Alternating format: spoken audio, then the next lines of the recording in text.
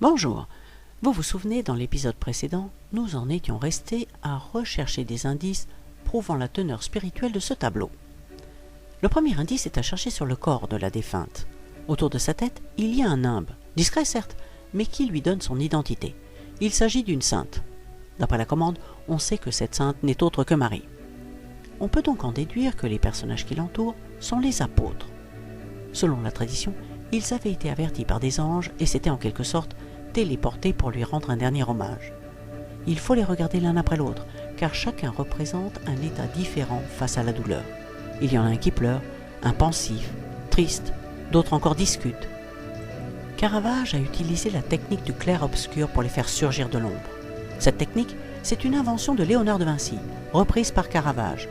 On la lui attribue souvent car il a ajouté l'instantanéité, comme un arrêt sur image. Ici, avec les expressions différentes et simultanées des apôtres. Cela provoque un effet théâtral qui donne encore plus de force et de réalisme à la scène. En regardant attentivement, on voit un des apôtres qui lève la main, dans un geste de surprise, voire de stupeur. Caravage joue avec le spectateur, c'est un véritable metteur en scène. C'est un second indice. Celui qui est surpris voit peut-être quelque chose que les autres, spectateurs compris, ne voient pas. Et s'il voyait justement le début de l'Assomption de Marie? La lumière vient de ce que l'on peut supposer être une fenêtre qui se situe en haut à gauche de la pièce. Elle se déverse comme un projecteur qui met en lumière les personnages importants du tableau. Tout comme l'apôtre visionnaire, une jeune femme assise à côté de la Vierge est elle aussi très éclairée. Il ne peut s'agir d'un personnage quelconque. Ce n'est autre que Marie-Madeleine. La lumière vient du ciel. Si le ciel est absent de la représentation, il est évoqué par cette source lumineuse, une indication supplémentaire évoquant la destination de Marie. D'ailleurs, la Vierge est vêtue de rouge, c'est la couleur terre, donc quand elle est en lien avec les hommes. Lorsqu'elle revêt un manteau bleu, couleur du ciel, elle est alors plus proche de Dieu. Pour moi, puisque certains le voient vert, la couleur du vêtement de l'apôtre qui se trouve le plus proche de Marie est bleu. C'est forcément Jean, à qui Jésus sur la croix avait confié sa mère. Et Jean se positionne comme un fils au chevet de sa mère. Le bleu de son vêtement est donc comme une annonce du chemin qu'elle va suivre. Et le rideau? Cet immense drapé rouge occupe un tiers du tableau, dans l'idée d'une scène de théâtre sur laquelle va se jouer un acte, en fait même un coup de théâtre, celui de l'Assomption de la Vierge. Ce rideau a intrigué Dan Brown, l'auteur du Da Vinci Code. Il en parle comme d'un scotum. Mais qu'est-ce que c'est que ça? Un détail qui ne semble pas avoir de sens et qui en prend lorsqu'on l'explique. Selon lui, le drapé représente le corps désincarné de Marie, partie rejoindre son fils.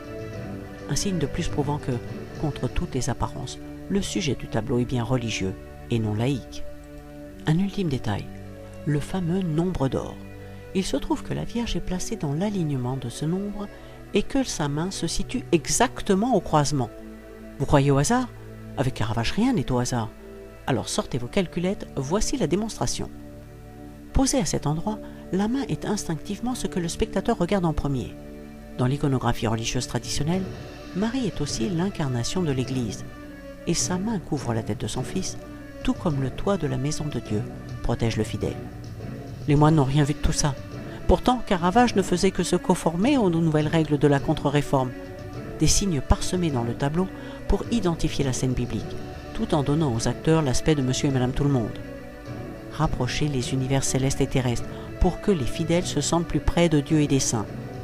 C'est bien ce trait de génie qu'ont vu les peintres, surtout Rubens. Ils avaient compris son message et sa modernité.